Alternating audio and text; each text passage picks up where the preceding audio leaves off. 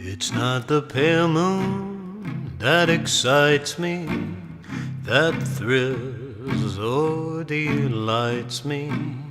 Oh no, it's just the nearness of you.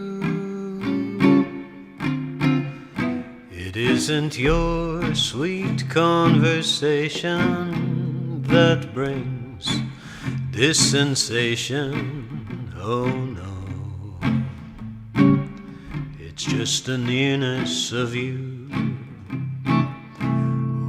When you're in my arms and I feel you so close to me, oh my wildest dreams, they come true.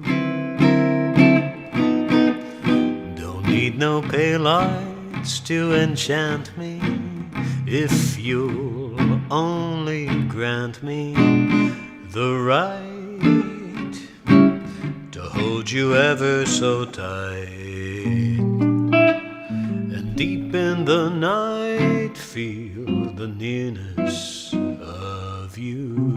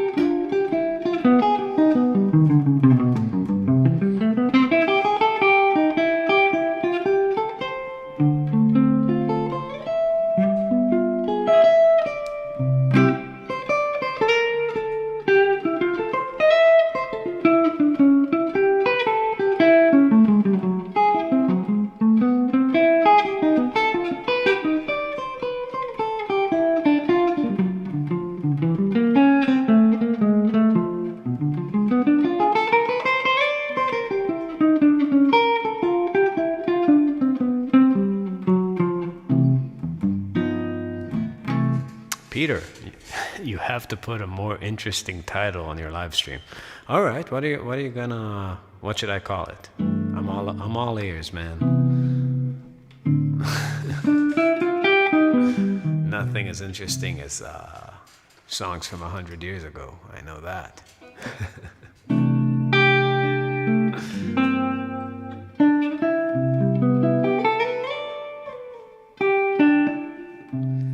Hey, Kim.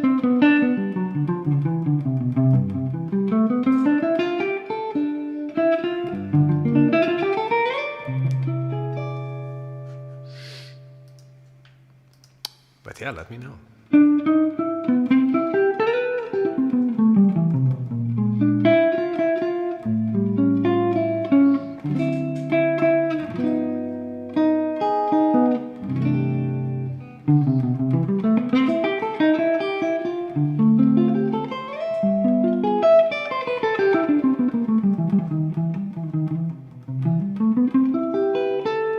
Songs your parents' parents would know. I love that.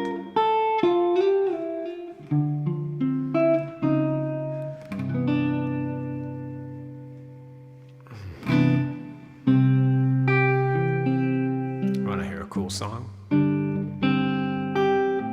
How about you think? D'Angelico. That's not bad. Check out this one. It goes like this.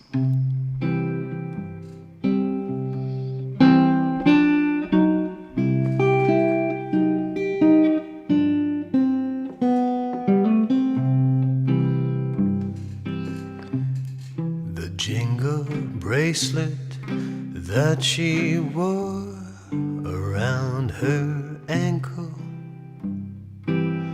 still paints the aura that surrounds her silhouette.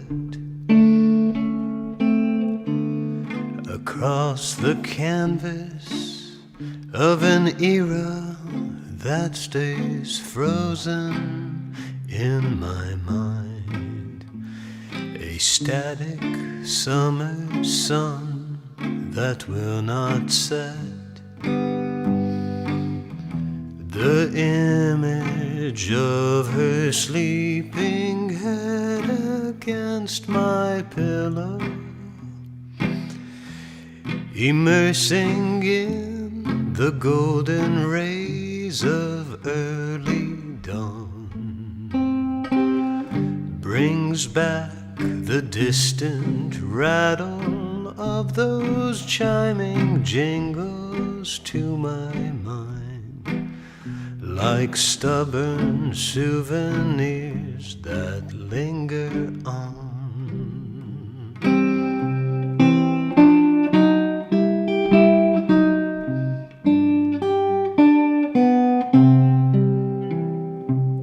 Sometimes I'm carried off through half-forgotten daydreams, on sunny barefoot morning strolls along a shore. I watch the smile upon her face expand the moments into years, and spend them by her side behind closed doors. I let these reveries ignite the dormant feelings, and watch the sparks until the old flame catches on. But when I look to her again, her body is a veil of smoke that rises from a pipe dream that is gone.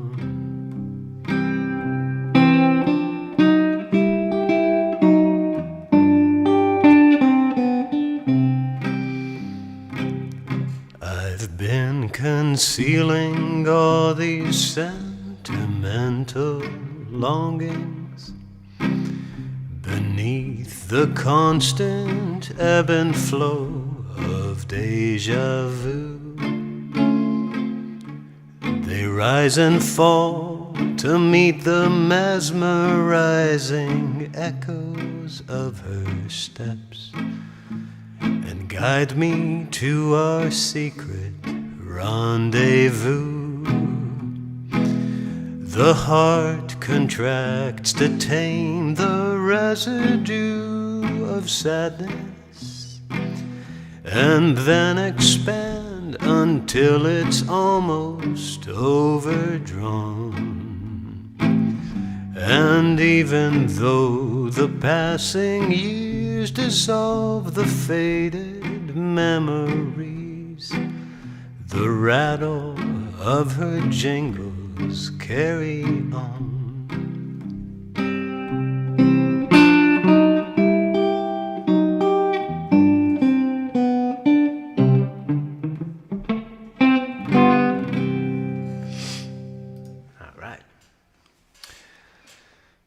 Hey, Basil, you got your vaccine. Nice. I got my first too. We're going to see if this is Chinese mass extermination or what, right? All right. You said something about the modes not being equal. What would be the top 5 most useful modes?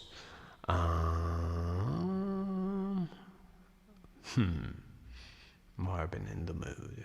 I like that one. I would say probably all the modes of major, the 5th mode of harmonic minor, altered, the 7th mode of melodic minor, the 4th mode of melodic minor. If you know those, you're pretty much good. You know, you need probably a few more to get extra good, but that's a great start. But to know one mode, you need to know the scale, so you got to get your shit together.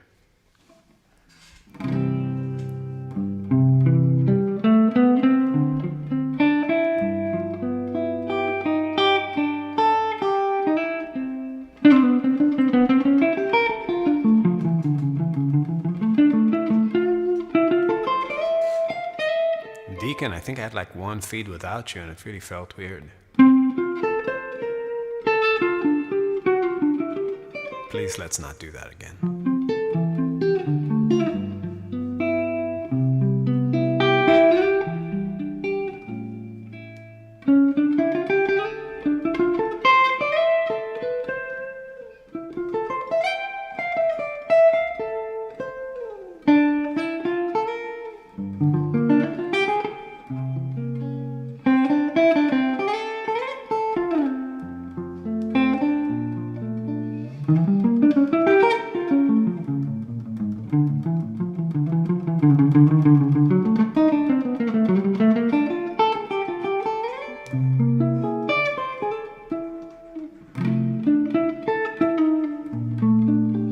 Yeah, it's scary.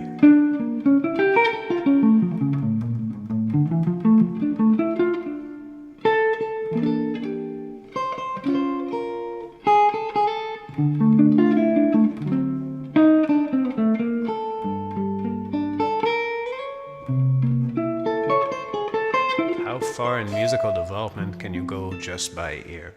I don't know. To me, ears came much later. Everything was knowledge way before it was ears. But at this point, I feel like, I have pretty good ears. I can pick up music when I hear it, and I'd certainly know when something doesn't sound right. But I'm glad it's okay now. The interesting thing about your playing style is that you have got the right hand technique correct. Few people play like that. Yeah. Well, I have a few versions of the right hand I can play, like gypsy jazz stuff.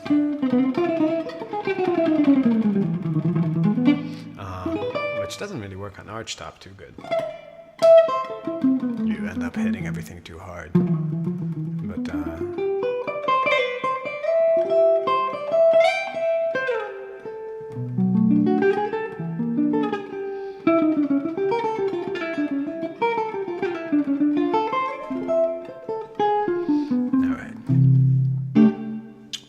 this one.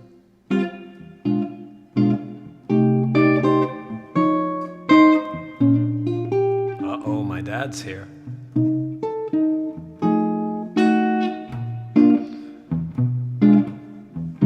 How about you missed it? I sang one of my songs. He always tells me to sing my stuff.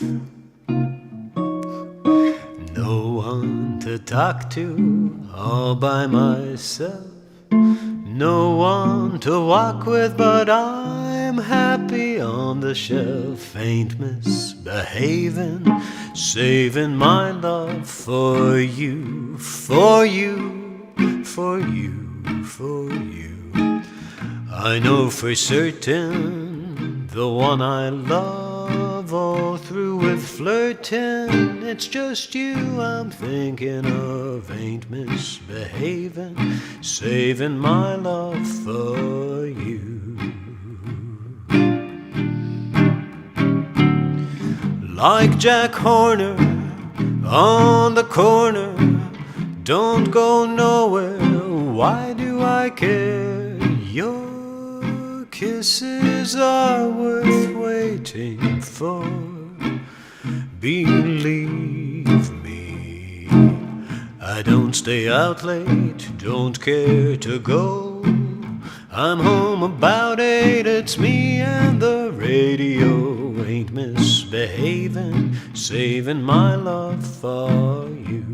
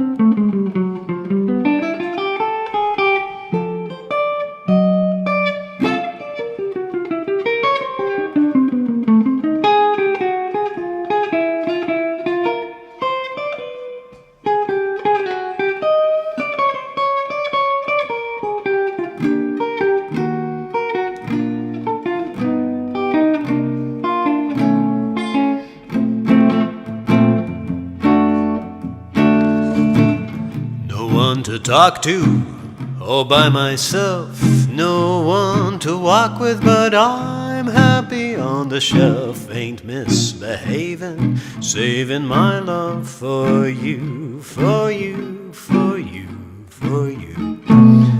I know for certain the one I love, all through with flirting, it's just you I'm thinking of. Ain't misbehaving, saving my love for you.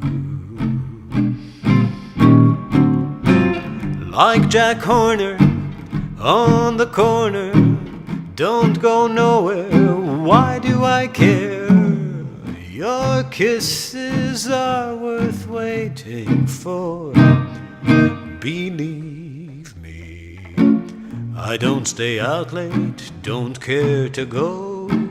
I'm home about 8, it's me and the radio. Ain't misbehaving, saving my love for you.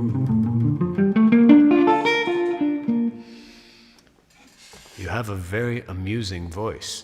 Ah man, I wish I misread that. It would have been amazing. It's like a few letters away. Amusing, amazing. Damn it.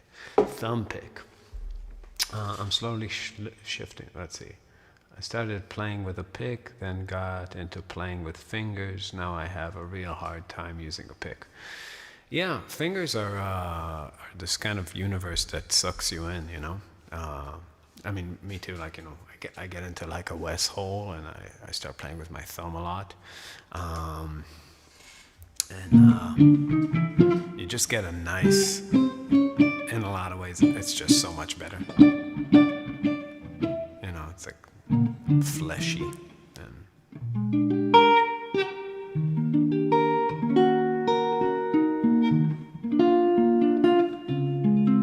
Thumb picks I never liked though. There's one guy in Louisville, Kentucky. Jesus Christ, he's a beast. Plays like all this, like jazz guy, but like plays with a thumb pick. I forget his name. What's his name? He comes to all our shows, but yeah, I played with him a few times, and he's a monster player with that. Thank you, Kim.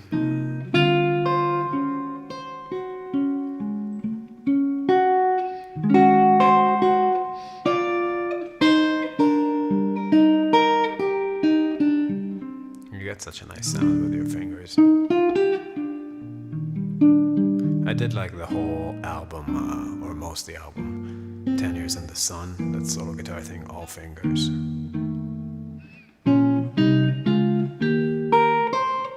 Not Joe Robinson. I can't believe I forget his name. We're like friends. I did a music real talk with him where I interviewed him too. Craig something. Really good. Craig Wagner, that is it. Yes, Craig Wagner. Unbelievable, man. That fucking dude. If you haven't checked out his playing, man, he'll blow your mind. Thumb pick, like shredding.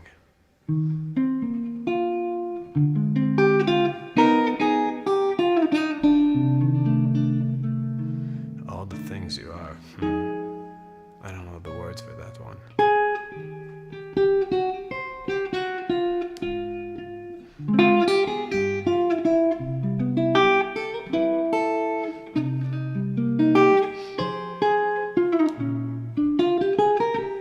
I prefer to play with a pick. I feel so naked.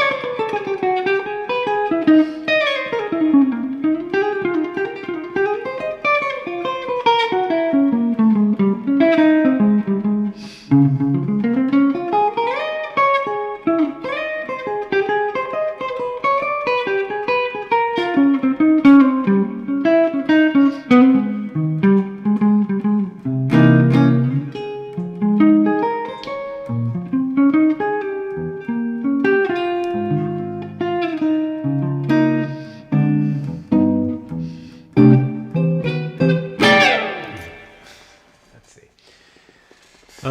Yeah, check this guy out. The tone is what got me into fingerpicking. Yep. There's a time I'm picking out with a pick, missed it altogether.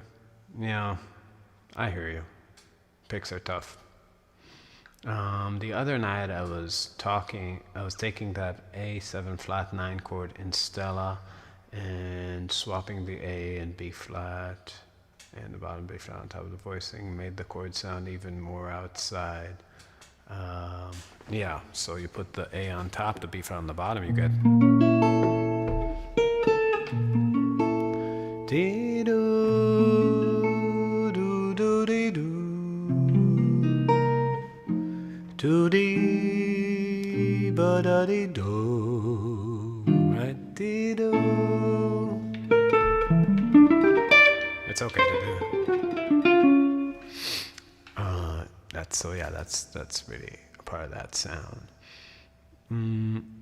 Hey guys, I see people are writing me on Facebook, but I'm not really checking the Facebook too often. So come hop on the YouTube. It's youtube.com/Marbin Music. Hit the subscribe button. Yeah, so that shape, that diminished thing, that's the sound, that's really the sound of what's going on there, that diminished major 7 thing. We do, do, do, do, do. When you read those 2/5s, it's the interpretation of the Berkeley students who wrote the real book. That's not the changes, Listen, I mean of the original version. You can't skip the listening to the jazz part and figuring out what's on the albums. That, it's almost like a lot of people that play standards now assume that there is no original version, right? Because there are so many versions, but we always default to some original version, and if your original version is sheet music, then you're fucked up, because somebody transcribed that sheet music from a version of a song. So you're going off the interpretation and impression of some student who fuck knows what he knows and what, how his ears are and all that shit. So you do not, yeah. Oh, Dibby Dobbs Gaming. Glad you came here. Yeah, this is where the sound's at. Danny, do you still have Holdsworth's gear? What was your experience with Alan? Sorry, I guess you've been asked many times. Yeah, I have, here, this is those 2 Hughes and Kettners. Here's another Hughes and Kettner's cab. I have another one in the back of this room. Here's his power amp. Down here, I think I have one of his magic stomps with my pedals. Yeah, I guess that's mine now. But if you want to buy it in the black market, let me know. Send me a DM. But obviously, I can't give you a receipt for that. It's going to have to be all hush-hush. But my experience with him, it was fucking awesome. He was a great guy. He was just fun.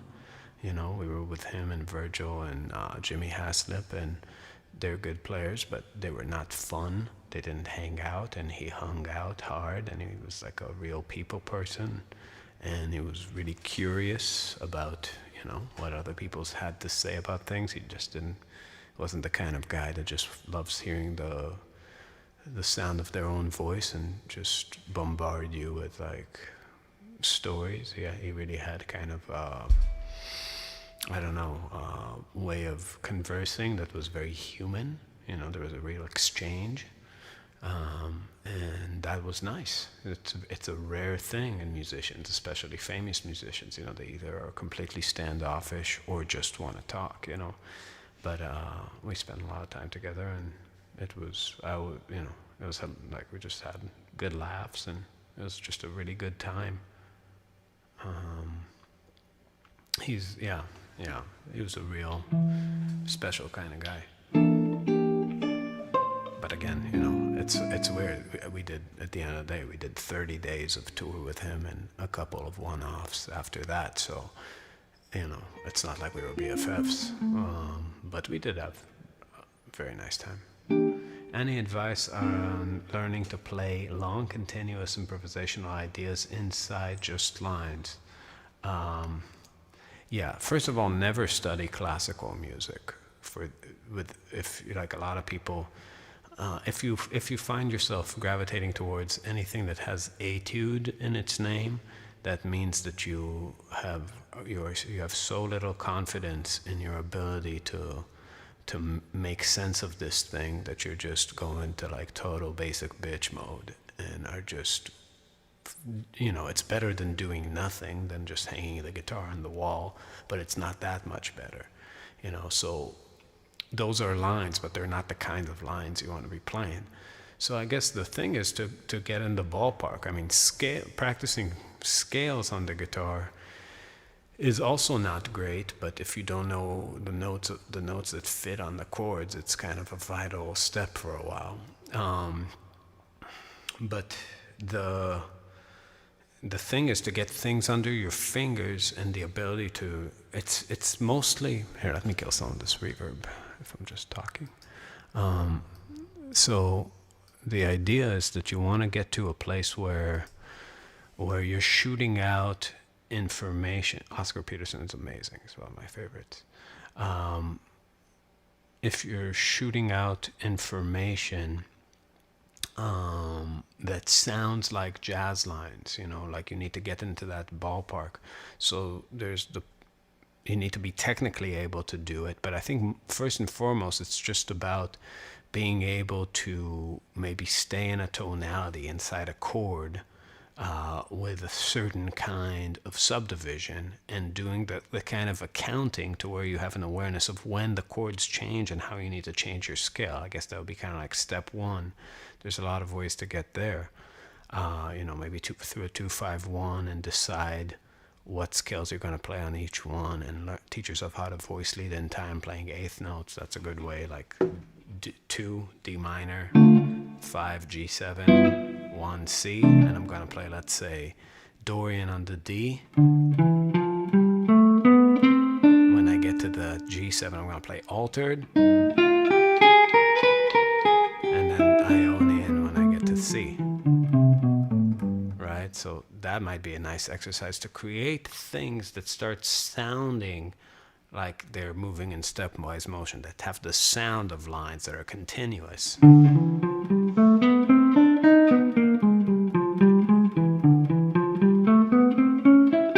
So here I played like a 2-5-1-6.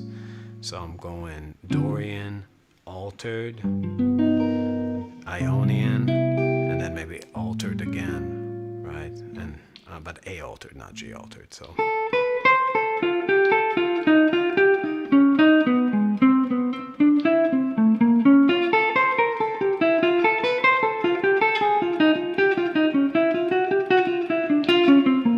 So I have 8 notes on each chord, right? And I have to voice lead.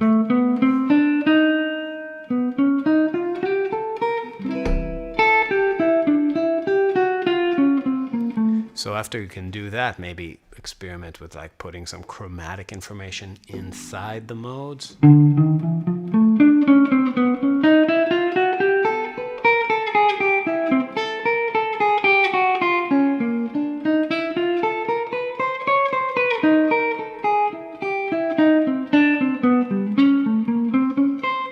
then maybe with some syncopated rhythm, that's when it really starts sounding like the style.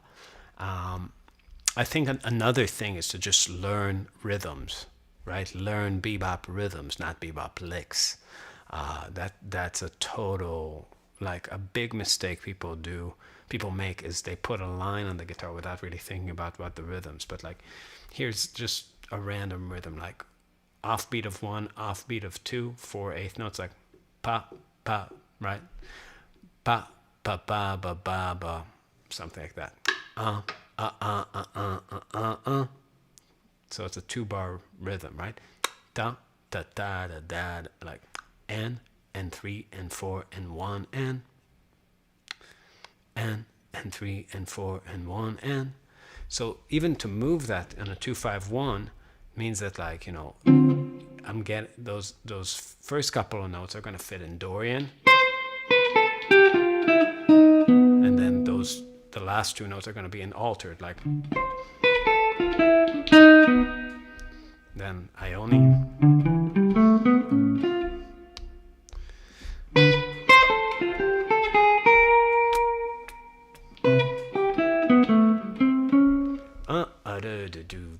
Go, right? And you have to really learn how to feel that stuff, right? Do and then make a longer rhythm. Do do do ba da do be ba ba. Right? And that's like.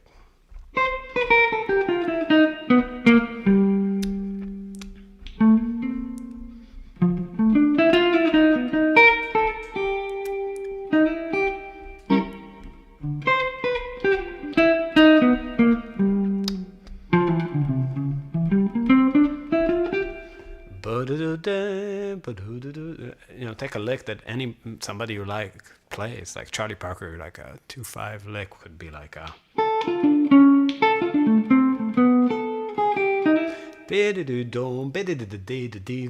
Right, and figure out what that is. Like 1, 2, 3, like 1 and 2 and 4 and triple it, right? 1 and 2 and triple it.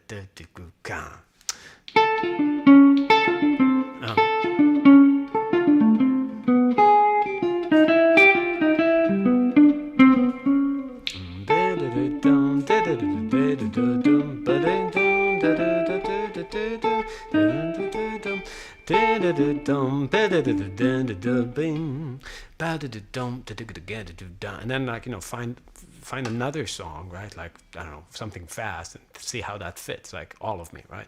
And then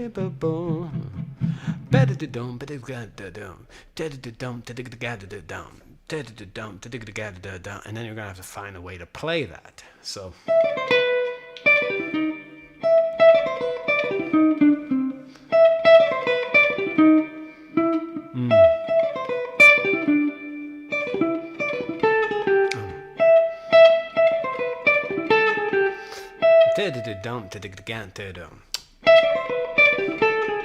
That's a way to do it over a C chord. Find a way to play it over an E chord using A harmonic minor.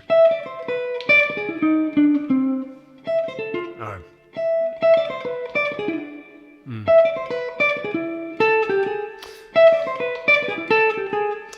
So C, E, A,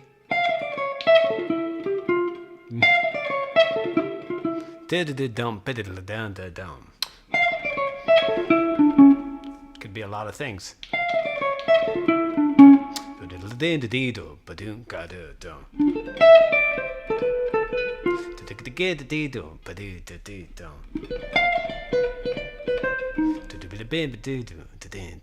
A motif like that. Again, you're going to have to work it out. Everything you teach yourself how to do is going to be very technically specific. You got to have to find the notes in the mode. So that kind of thinking really adds up,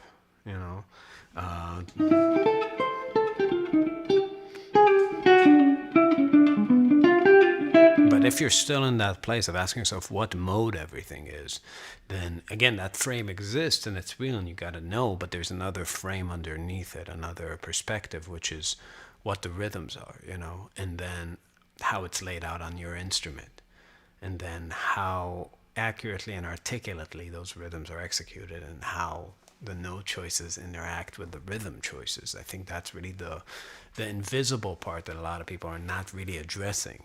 They talk about like a 13th sound this way, but the truth is a 13th sounds very differently wherever you put it, and depending on what came before and after. If it was so simple, then this whole game would have been pretty mundane. It would have been boring, and there wouldn't be a reason to learn this whole art form of improvisation.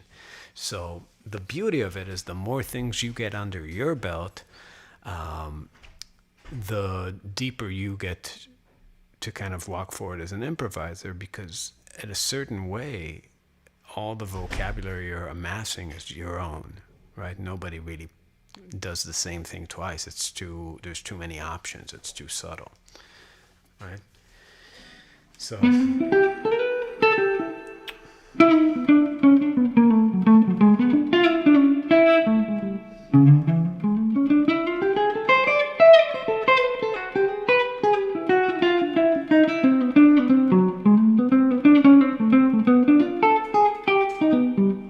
Hey, CP Studio.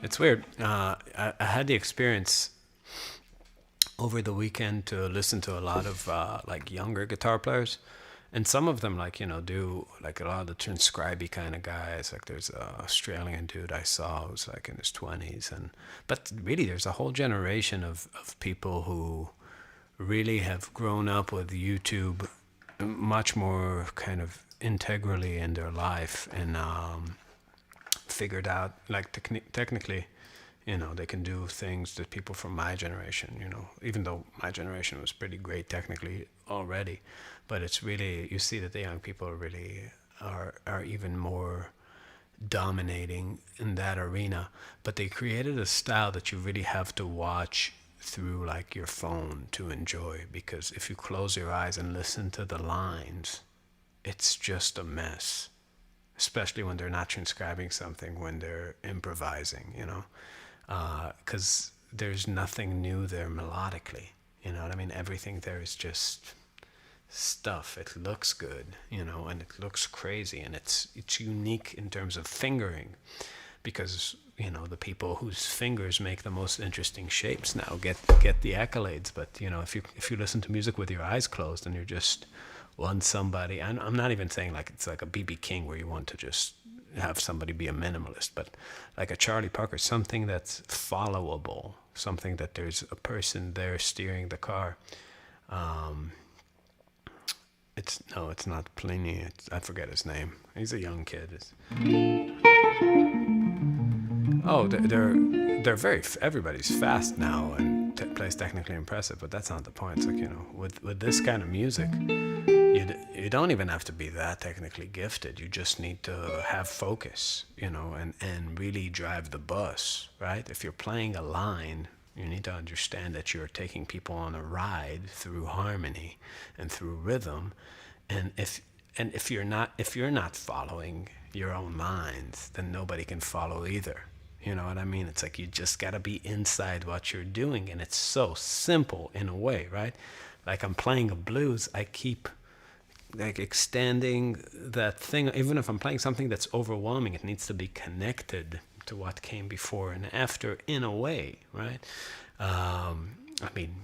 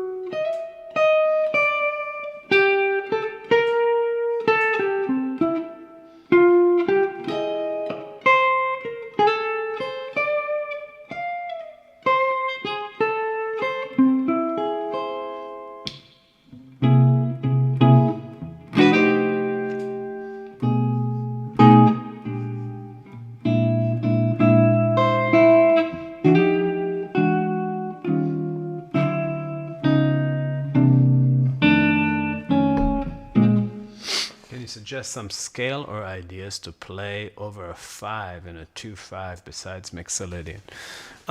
Yeah, there's all the typical ones like the half whole diminished,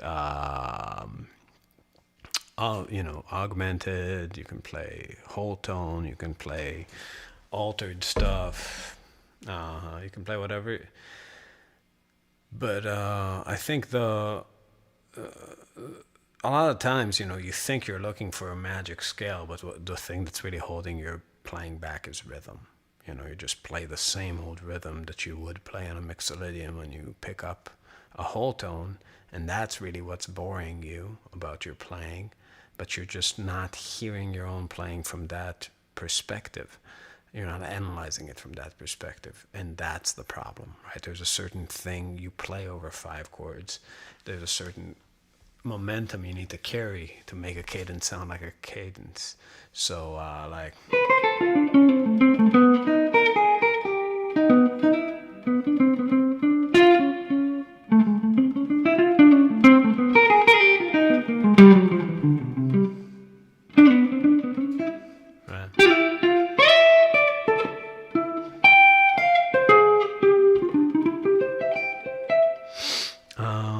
Which guitar players do you think integrate what you said the most in the recent times? One you can actually listen to with your eyes closed. Pat Metheny, in a lot of his 90s stuff. Wes Montgomery, Django, Jimmy Rosenberg. I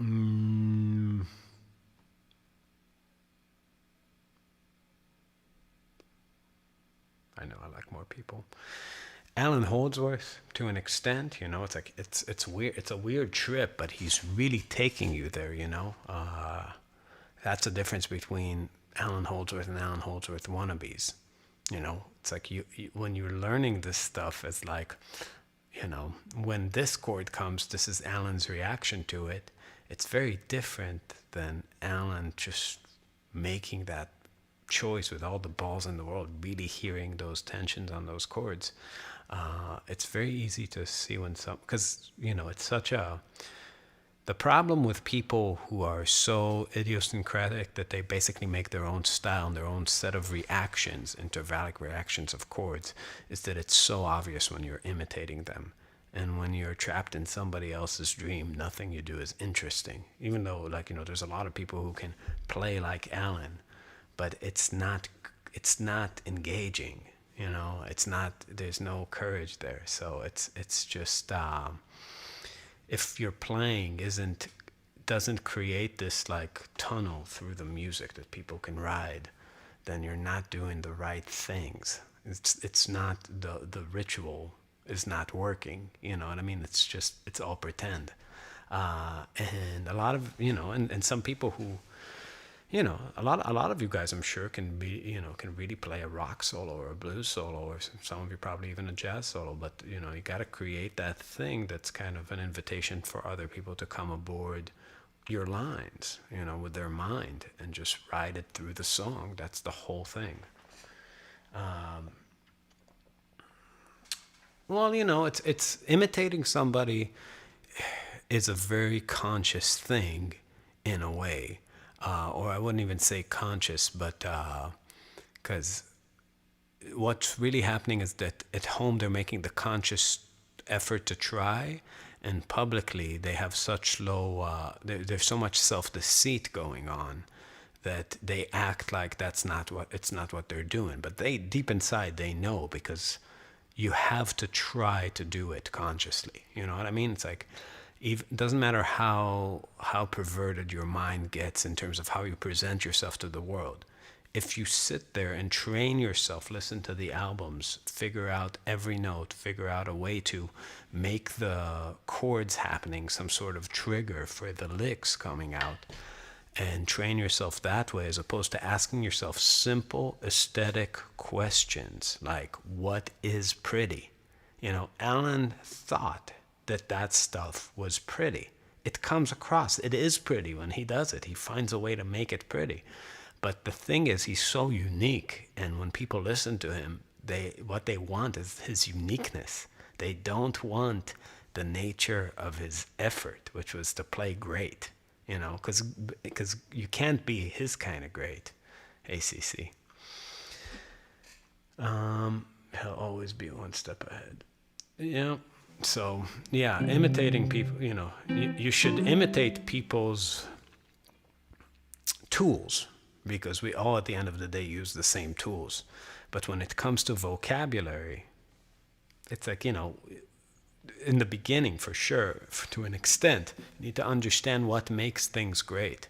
But you can't engage with the things directly, and you can't program yourself to shoot out somebody else's vocabulary. Not because you actually can't. The problem is that you can. You will just become one of those douchey players that nobody wants to, you know, to listen to. It's just not. It's not interesting.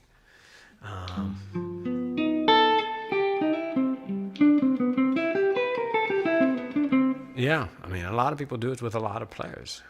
There's nothing sadder, you know, when you see like you know, like a Stevie Ray Shepherd kind of guy going on stage with the fucking hat and the rings, and you know, or like a Malmsteen type of guy going on stage. Like, oh God, you know, because you know what's gonna happen in a second. You know, it's not interesting to know ahead of time what somebody is going to do.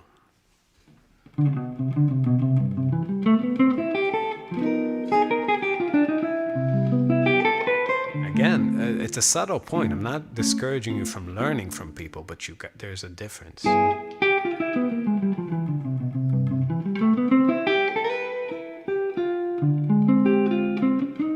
Let's hear. I actually don't know Bright Side's live. I know that's how it started. Do-dee, do-dee, ba, da-da-da-da-da, ba, boo, do-do-do-do-do. Yeah.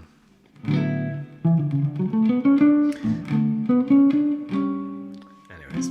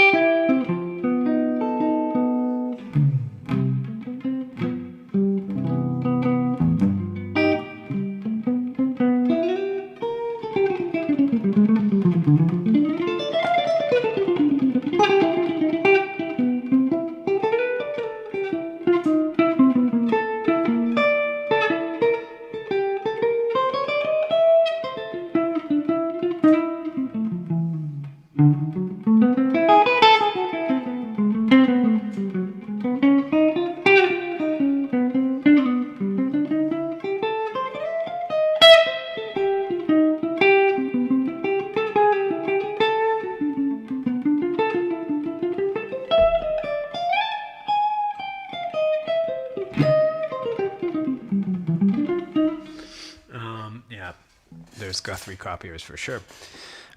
Falling in the trap of falsely playing does enable you to work on your technique, which I believe at some point even you would have fallen in.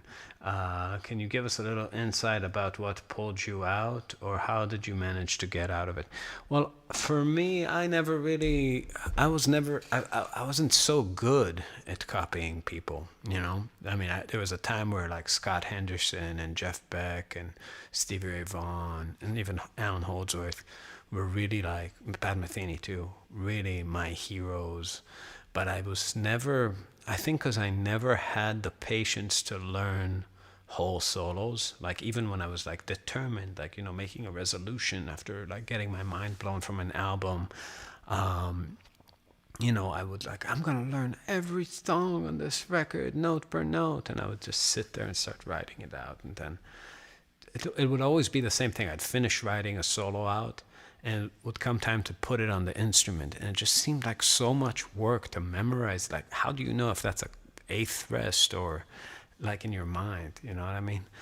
And I just was never willing to do the work, and that wasn't really laziness. It was just that it felt ridiculous, you know, it felt like the wrong thing to do. So again, you can, but you need, I mean, listen, I've been playing guitar for like at this point, how old am I? I'm 35. Started when I was 15, so it's like 22 years or so. I mean, 20 years, but like, really started a little bit before. Maybe 21 years, 14.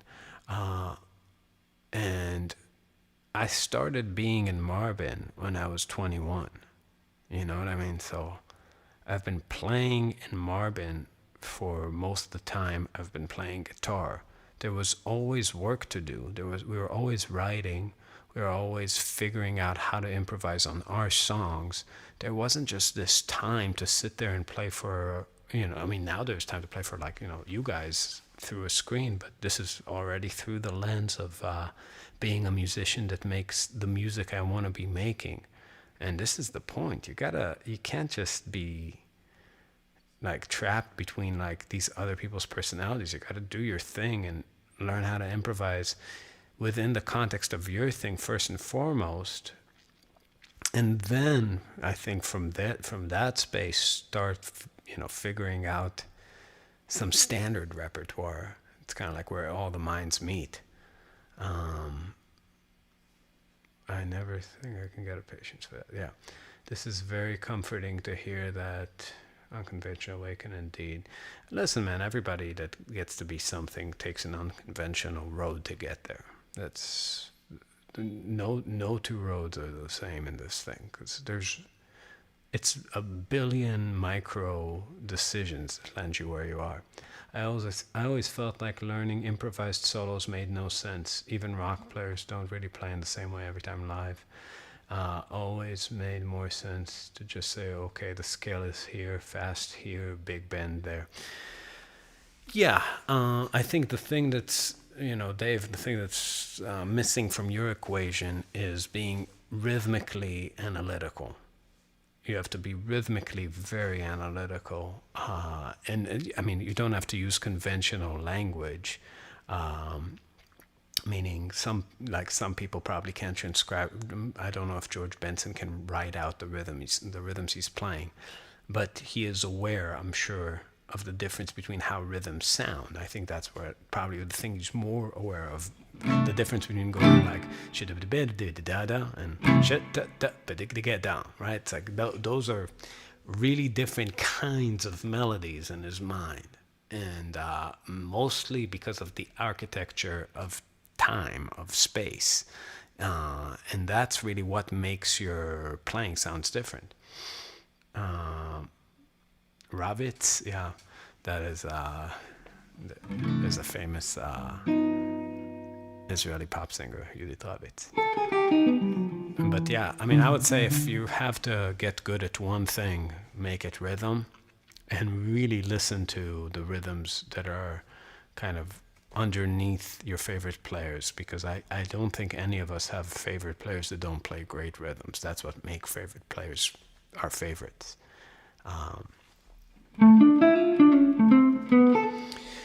All these kind of beep.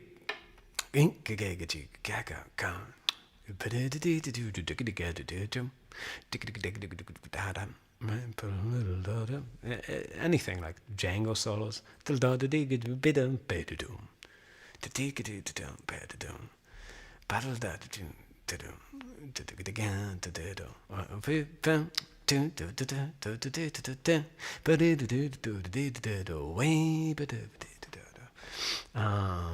You've made how to sound like videos. So is that coming from after learning their solos? No, it was more in the how to sound like stuff was more about just talking about basic, literally how to sound like them. You know what I mean? Like I felt like there's a lot of lessons where people really dig into the licks as if they never, like Jeff Beck, as if they never saw how he holds his whammy bar, or Stevie Ray Vaughan, without seeing the looseness in the shoulder and the arm and the forearm. Like they play scuttlebutting to get the. It's like he physically, that's not his approach to the instrument. So if you listen to those how to sound like videos I made, it's mostly just posture stuff and some obvious stuff from the outside, like big picture. Yeah. Yeah, sure. I mean, every player has some idiosyncratic things that make him himself, and those are great to take away. Again, I'm the last guy to tell you not to study people, but the kind of top players of the people who are in their 20s now have taken it too far, to a place where it's it's at the cost of their own growth.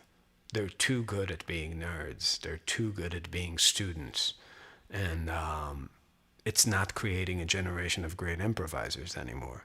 You know what I mean? It's like studying these players became a profession, not a way. You got to keep your eyes on the prize. Why do you study a solo? You can't be Coltrane. There is already a Coltrane. You can't be Holdsworth. You can't be Stevie Ray Vaughan. So you still need to want to be you when you grow up, and that's the point. And I think through everything, I think a lot of things have to do with it. Porn is probably a big contributor. It's about the danger is the danger of total identification. If you don't even see your body doing the banging, if you're in the mind of somebody else, and and everything is an escape from your shell, there's very little you have to offer to another person. You still need to see this thing as the actor in this thing. You're feeding yourself. You need to want to actually be there, put with your face, with your body, with your hands, making the things. And this total death of the ego, which is being promoted, is very dangerous territory for a soloist. Right? You still need to be the soloist, the guy who's doing the thing. So I'm saying, psychologically, I feel like hearing these people play, like some of the ones I've seen, I just feel like there's very little there. Again, and the phone allows you this perspective. It's like I've said this before, but there's a big difference between going to the zoo and appreciating a lion and a gorilla or something like that, that in the perspective of a human being, that's a human being size, is very impressive, than, looking at a little maggot with a huge magnifying glass. Again, when you look up close, it probably looks like a monster, like just as vicious. But when you put things back to scale, it's just not much to look at. And we are making a lot of these people because it's getting magnified through their phones. So, yeah.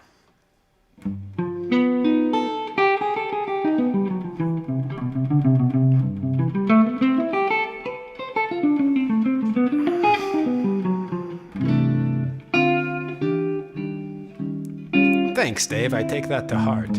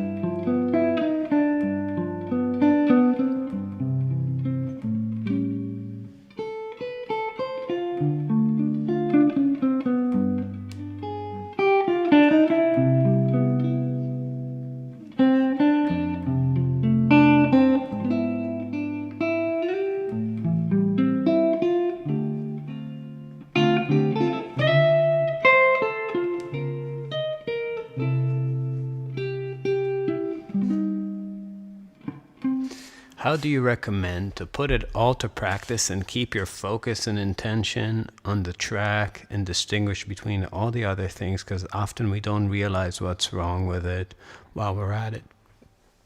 Well, it's actually really simple, but you're not going to want to hear the answer. you gotta play a lot of gigs.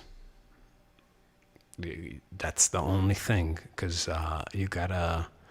It's much more important than taking lessons, and then you have to be honest with yourself, because let's say you're hardworking, which is also a prerequisite that not everybody is. So gigs and playing is the arena where you test the hypothesis of your practice against reality. And if you go and play gigs and you're not sounding better with time, that means that what you're doing in your practice, doesn't matter how sophisticated or how many people told you it's the shit, it's not working for you. So you gotta tweak it. And you gotta think about it a lot. But if you never play, you never get to actually see it play out in time, and never get to come up with these kind of conclusions about it. So if you're just staying at home and not playing gigs, there's no way. You're going to just, it's like castles in the sand. You're just going to make one. It's going to collapse. You might progress a little bit. And, you'll learn some arrangements and learn some tunes. But there isn't, there's just nothing for you to bounce it off of. You won't know what to work on. Because you will play with people, and there will be constraints that are outside of your control. Your tone, the rooms, the players you play with, the way they feel time, all the shitty things and all the great things about playing with people and playing in rooms.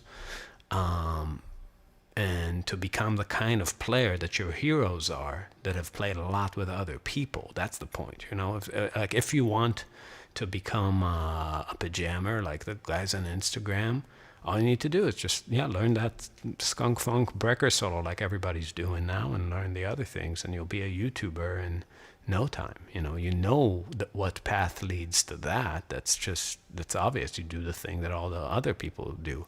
But how do you become a Pat Metheny? How do you become a Scott Henderson, a Stevie Ray Vaughan? That's the mysterious bit, right?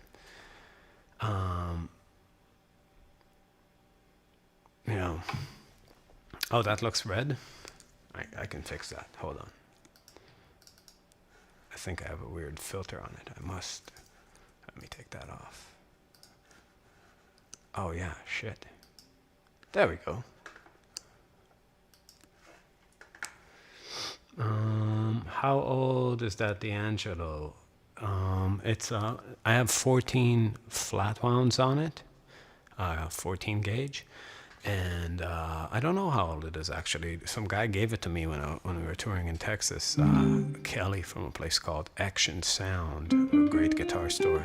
The owner, he saw me. He came to my gig, and then he invited us to his guitar store, and I pulled that one off the wall, and he's like, "Have it." And I was like, "Fuck, are you sure?" And I really like it. And I really hated arch tops for a long time, and I that's like the style of playing that I'm the worst at.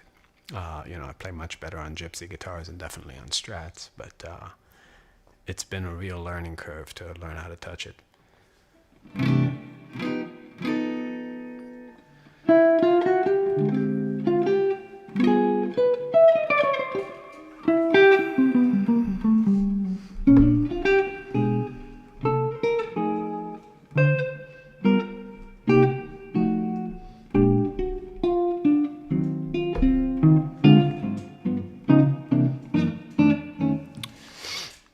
How do I become Danny? I don't know, man. I don't really spend a lot of time talking about I don't have this familiarity with my vocabulary, because I just I really am improvising a lot of the time. I think a lot of people these days are not. They really work out a lot of this stuff. I try to actually play when I play. But yeah, let's get back to playing some stuff.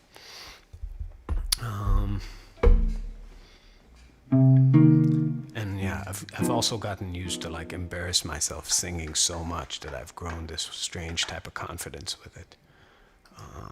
But we're actually going on a backyard tour, me and Danny, in May, so I have to get my shit back together, because it's you don't use it, you lose it. Mm-hmm.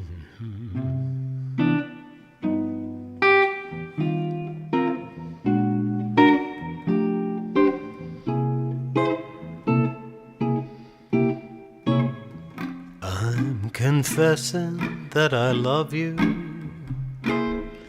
Tell me, do you love me too? I'm confessing that I need you. Honest, I do. Need you every hour. In your eyes I read such strange things, but your lips deny their truth.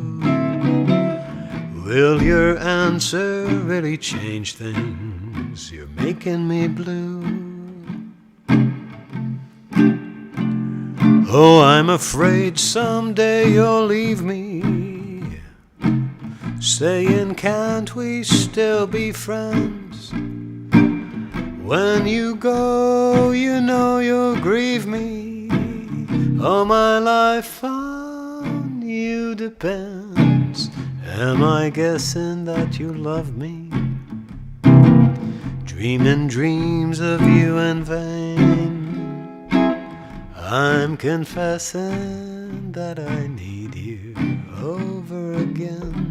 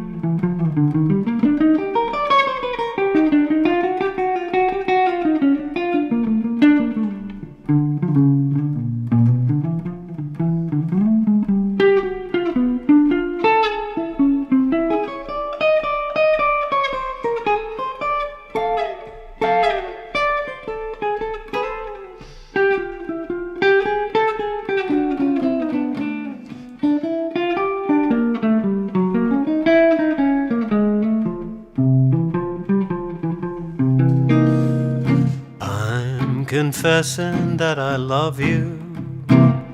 Tell me, do you love me too?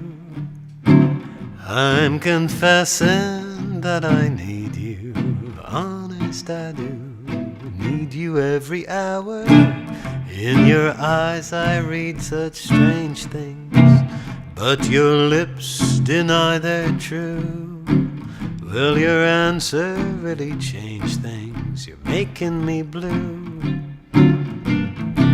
You see, I'm afraid someday you'll leave me, saying, can't we still be friends? When you go, you know you'll grieve me. All my life on you depends. Am I guessing that you love me? Dreaming dreams of you in vain. I'm confessing that I need you over again.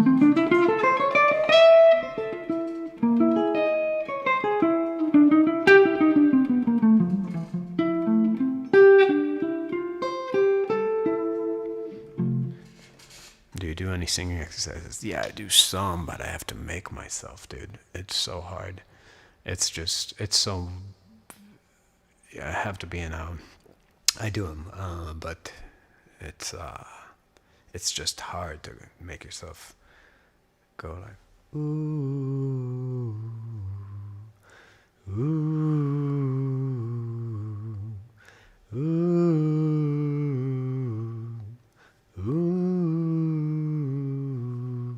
Yeah, it's just like fucking like just notice the space in your mouth and your breath. Um, any recommendations to start listening to your band? Listen from the last studio album and work your way backwards. So start with Strong Thing and listen backwards from there and then forwards from there, because we have released my solo guitar album since and Russian Dolls, which are really atypical for Marbin, and then we have a live one, but live ones are never the place to start. So I would start from Strong Thing, work your way maybe all the way back to last chapter of Dreaming, then go forward, and then the first two. That would be the way I would do it. Yeah, dude, it's mind-numbing. Thank you so much, Beth Basir. But yeah, there's a one exercise that's very good. That's like you go up a major triad, and you end on an end sound that lifts your soft palate to create a nasal sound, like sing, sing, and then when you get to the octave, you release that. Sing to an ah sound. Sing ah. And you do that with them. Sing ah. Sing ah. You know, I know solfege. She's just doing. When I'm working with her, it's more just about the shit I'm doing wrong, which is a lot of things constantly. But you know, getting a front kind of placement with your voice, with and lifting your soft palate. That's kind of the big thing. It seems. I mean, shit. I'm not an authority on singing. Trust me. I know what I don't know. To ask me about guitar. I can tell you what I'm doing, and you tell me if it works, dude. I feel like a constant feeling of failure for so long now with the singing thing that it's pretty overwhelming at times. You know, because with guitar, all the technical stuff, you know, really, the truth is, by the time I was in college, I couldn't play changes, but I could play fast, you know, and clean. I figured out a lot of the technique stuff when I was in high school. Not to say that like I was a good player, I wasn't, but at least like that kind of thing of making a note was not an issue. So, yeah, it's tough. But I'm not gonna let not knowing how to sing stop me from singing. If I just had to play guitar over here, I'd lose my mind.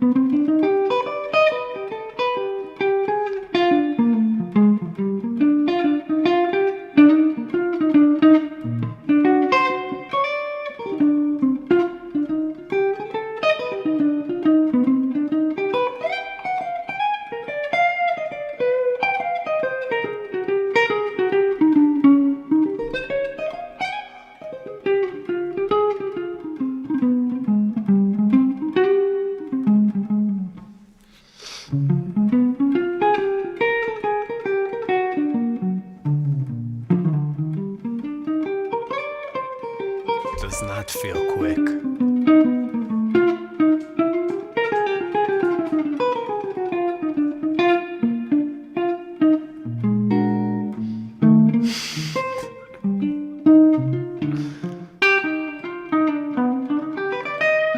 The learning how to talk thing, I mean, that shit's real. I mean, I figured out a lot of stuff I'm doing wrong when there's like a word that ends with a T and then a U. So like, but you, I noticed that I'm saying but chew, like a CH sound, you know, and that's constantly happening in jazz. It's like, shit, I don't know how to speak, but chew. Chew. Yeah. So there's a lot of shit like that I caught myself doing. I was like, I don't really know how to sound that word out. So there's a lot of learning how to talk again. My heart is sad and lonely. For you I sigh, for you, dear, only. I swear that I mean it. I'm all for you, body and soul. I spend my days in longing, wondering why it's me who's wronging. I swear that I mean it. I'm all for you, body and soul. I can't believe it, it's hard to conceive it, how you'd turn away romance. Are you pretending it feels like the ending? Unless I could have one more chance to prove, dear, my life a wreck you're making. You see me here, ripe for the taking. I'll surrender completely. I'm all for you, body and soul. Let's see. You talk a lot about not getting carried away with what? Relatability, feelings, and all the abstract elements while listening and playing and focusing more on the music is in the art form itself to get better. It's very hard to do when it comes to listening to overwhelming albums like 10 Years in the Sun. What did you... I'm curious what you found in 10 Years in the Sun that was overwhelming. That was like just one guitar, you know? If that becomes a style music, I will shit myself. I'm one of those dudes who replies to stuff like this. Some ask, how are you? And I say, you're welcome. Yeah. Yeah. But yeah, Neil, I'm actually curious what you mean by that. You know, I'm not saying you shouldn't be moved by music. Obviously, I love music. I actually made a resolution last week because I was getting obsessed with podcasts. I mean, for like a couple of years now, just listening to people talk. And like, dude, all the ideas now, doesn't matter who you listen to, are just, it's just a site. They're just using current events to talk about the same 20 kind of big archetypal ideas. And these intellectuals are not coming up with new shit. They're just cycling through again and again. So I decided that I will not listen to any more podcasts when I'm walking my dog or driving my car, and I only listen to music. And Jesus, man, I've just been listening to Charlie Parker, and it's so fucking good. It's so good, and every time it's different. It's like you can wrap your mind around a Jordan Peterson after a while, but you cannot wrap your mind around a Charlie Parker. I don't care how many, if you transcribe the solo and learn it note per note, it's genius, you know? It's like, it's simply genius. There's life in it, you know? It's not just meant to like, it's not the promise of something else, you know what I mean? It's like, let me do this and I can reorganize society and the world. It's like, this is the thing, you can have it. It's like, what? But it's amazing. Do you think you can master timing? You can't master anything. You can get better at things. You know what I mean? What's it mean to master? To where like you can play any tempo, any subdivision as accurately as you want? Of course not. Nobody can do that. I love Mum Song and don't even normally like songs like that. I'll play you Mum Song.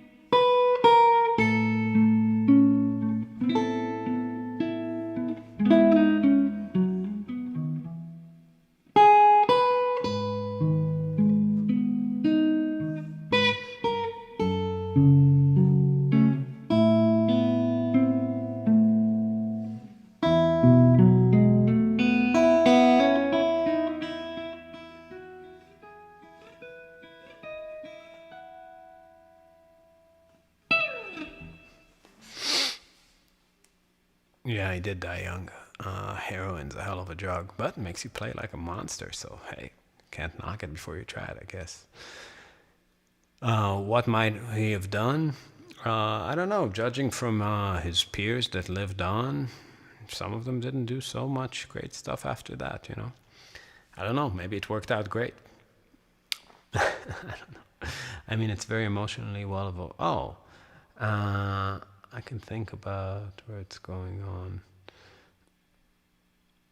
I really appreciate it, Neil. Thank you. That album is special to me.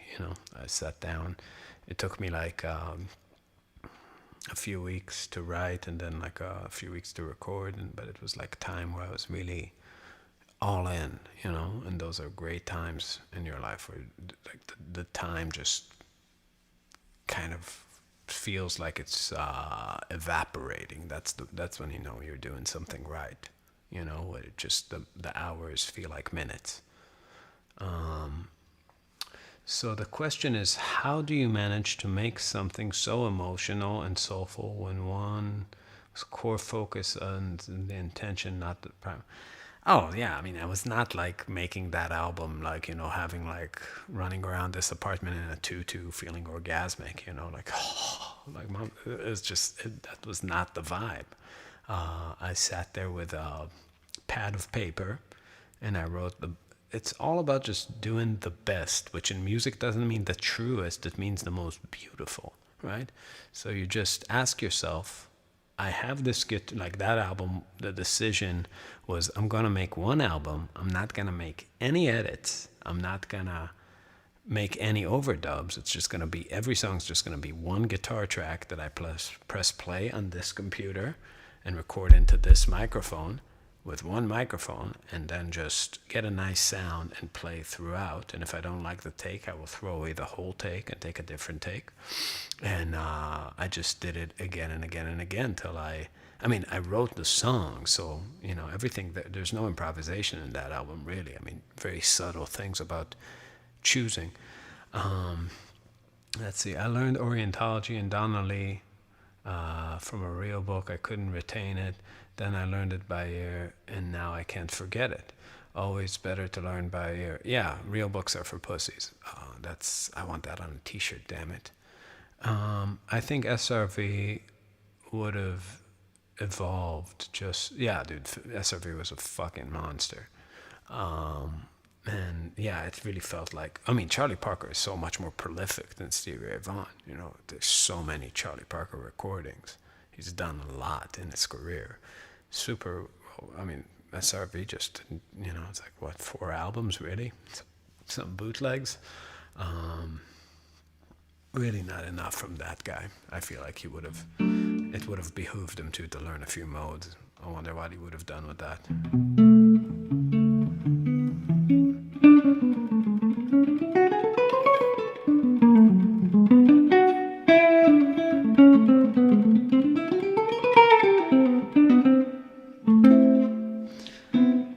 Thanks, Deacon. Yeah, you look at someone like Steve Morse, he has so much trouble with his hands and arms now that he has a lot of trouble playing now. When we were doing Cruise to the Edge, we were in the artist lounge there, and I was hanging out with Steve Morse and his wife, whose name I can't remember now. And like we were just drinking, and I was drinking more than them, and the subject of rhythm sections came up, and I told them the joke that I always tell, which is that rhythm sections are like underwear, that their function is to keep dickheads in place, but when they become shitty, it's time for a new pair. And they both just looked at me and like turned away with their drinks and started talking to someone else. That joke did not land well. That was pretty great. Highlight of the cruise.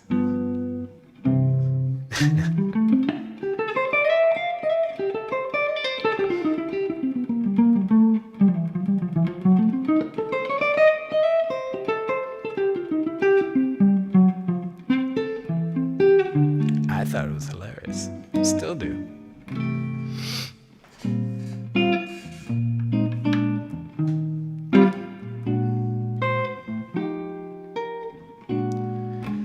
Never treats me sweet and gentle the way she should.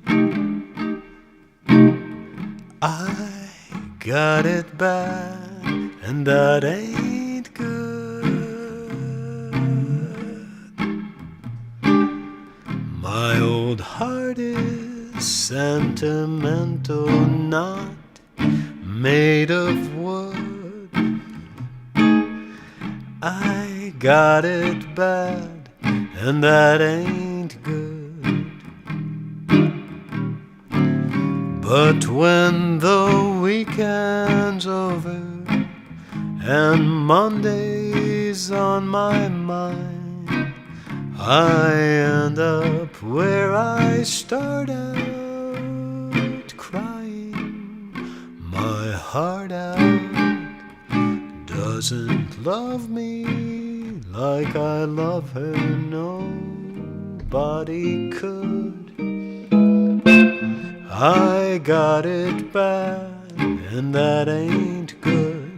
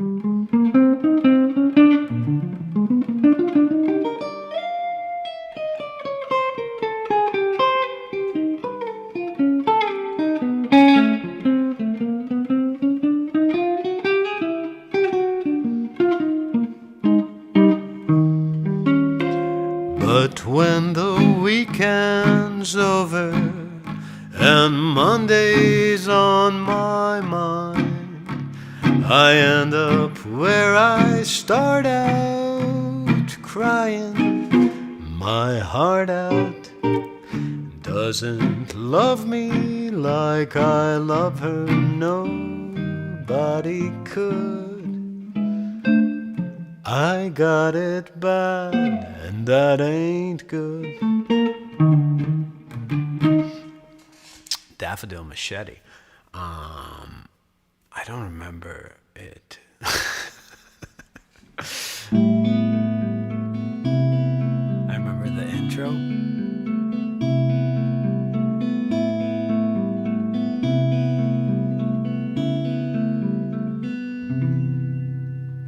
And this part, God help me.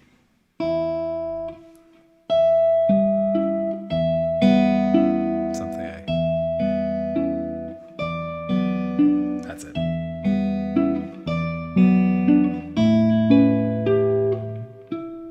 Something.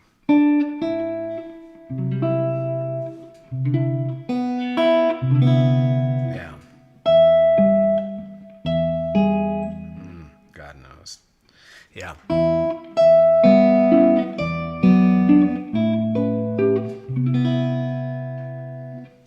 You gotta learn it. This is probably a naive question, but what do you think happens when players fall off musically? What do you mean? In grade school, I loved Appetite, Guns N' Roses, but when I listen to Slash these days, it's not as good. Well, it's like Die Hard 3. That shit was fucking awesome, but now it's ridiculous. Things, you change. I used to love Metallica. I can't listen to that, shit anymore. Yeah, I mean, you see, there's one characteristic that I remember, especially my high school friends couldn't stand about me. And probably a lot of friends I had over the years. I think it's not easy for the people that are around you, which is you need to have the ability to change your mind after being absolutely excited about something to where you spend all day doing it. So it's hard, in Israel, we had a name for people, takua. It means like stuck. We called people that like like metalheads in their 30s that would still wear the fucking uniform, like a Megadeth shirt and like a black pants and the chain, because you're fixated on this thing. And this is the problem with like your identity being subculture-y. It's like you need to be able to move into something sincerely and be a part of that thing, and then you need to move on. I mean, you don't have to do anything, but if a big part of progress is change, and you gotta let that shit go. You gotta let that old persona go, and it's tough, I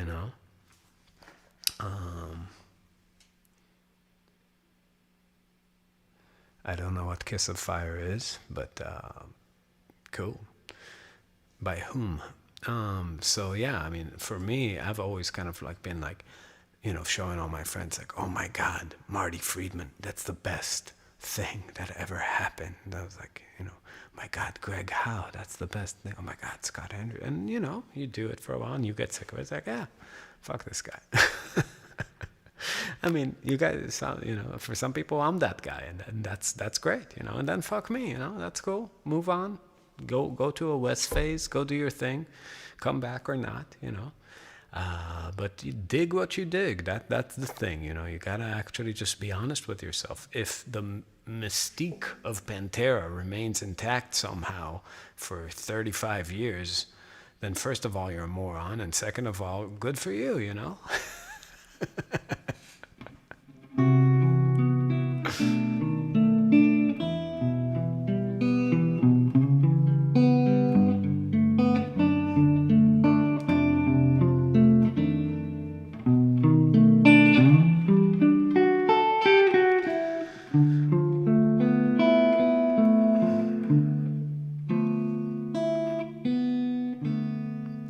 The fallen leaves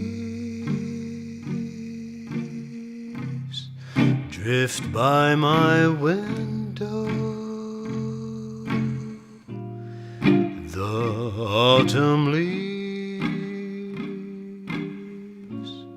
of red and gold. I see your lips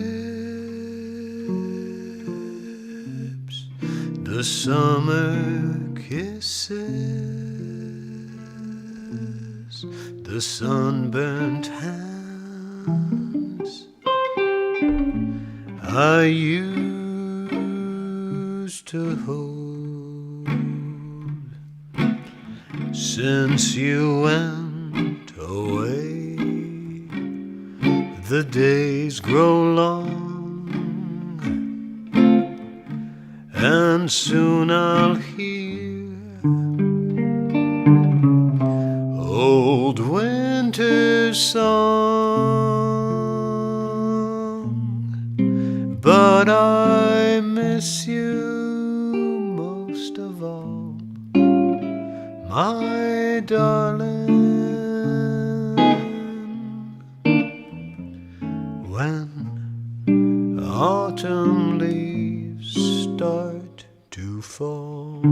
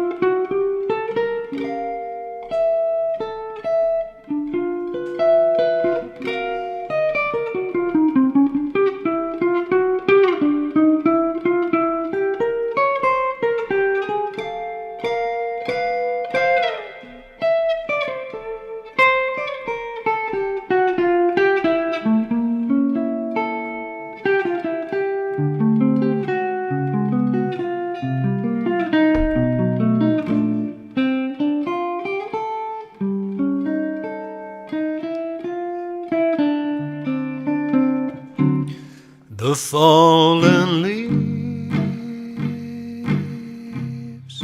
drift by my window. The autumn leaves of red and gold. I see your lips, the summer kisses, the sunburnt hands I used to hold. Since you went away, the days grow long, and soon I'll hear old winter song. But I miss you most of all, my darling. When autumn leaves start to fall.